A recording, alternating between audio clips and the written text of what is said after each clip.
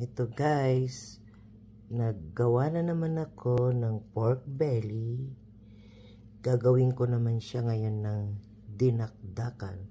Ayan ang ihalo ko. May sibuyas, may luya, at saka lemon. Tapos lalagyan ko ng ano yan guys, ng tawag nito, vinegar, ganon. Tapos lagyan ko ng mga pamienta, yan. Kaya eto ngayon, mainit pa siya, mainit pa.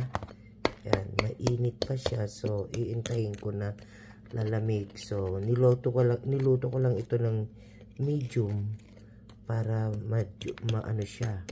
Hindi masyadong dry. Yan. So, ngayon, mainit pa. Tikman natin ha. Malutong.